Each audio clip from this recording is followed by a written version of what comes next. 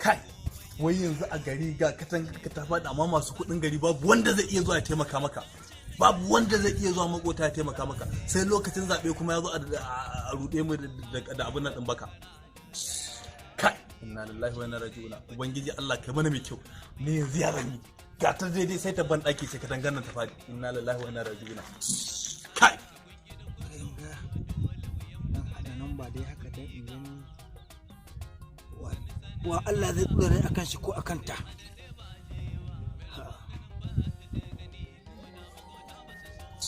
aikin banza ni ga abin da yake abin nan dina za a kira kaga ma babu su. Salamu alaikum. Yaro a'a baba, saboda ai wani lokaci ne da mai tsawo da ka taba taimaka mini a baya. ni na taba taimaka maka. Allah sarki ai abun ya jima, shine na ga yanzu ya kamata nima in saka maka alkhairi da alkhairi. Gaskiya ne baba, gaskiya ne, amma na manta lokacin wallahi. Saboda samun irin ku a cikin bil'adama sai an yi da gaskiya. Gaskiya ne, to godiya nake baba, godiya nake, ina jin ka baba. Wannan duk abin da za mu yi da kai ka rike shi matsayin sirri. Insha Allah babu damuwa, ni kadai ne ma inda nake baba, ni kadai ne.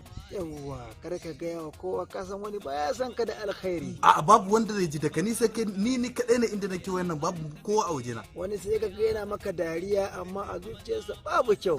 In Allah ya yarda in dai ka rike sirri za ka yi kuɗi.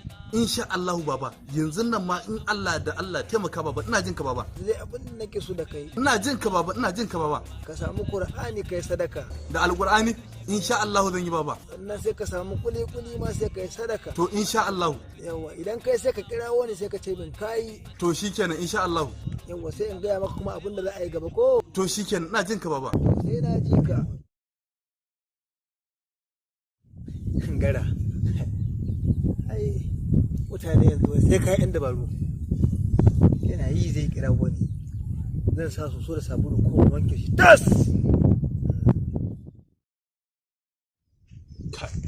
Network ɗin Najeriya wallahi ya zama abin da ya zama. Yawwa bari in kira timi na. In kira gara na in jiya ake ciki. Kai, ka gama kira na yi. Assalamu alaikum. Baba ne? Baba barka da. Ɗana. An tashi lafiya? Yawwa, na ce za ka kira ni ko baka kira wani ba. Wallahi ka ce in kira ka kuma ina ta kiran waya ta haka bata shiga ba wallahi. Allah sarki an yi haka saboda ai mun je taro ne can kasan Sin. Oke gaskiya ne, Allah sarki baba. Wallahi shugaban jinno ne ya kirawo mu. Muka je yara na suka dan yi ba daidai ba, muka je muka musu faɗa, muka musu sulhu. Gaskiya ne. Gaskiya ne baba. To ya ake ciki kayi sadaka? Na yi sadaka baba, duk sadakar da ka ce in yi sadaka da Alƙur'ani da kuli-kuli duk na yi baba wallahi. To masha Allah. To yanzu abu na gaba shine za mu yi maka addu'a.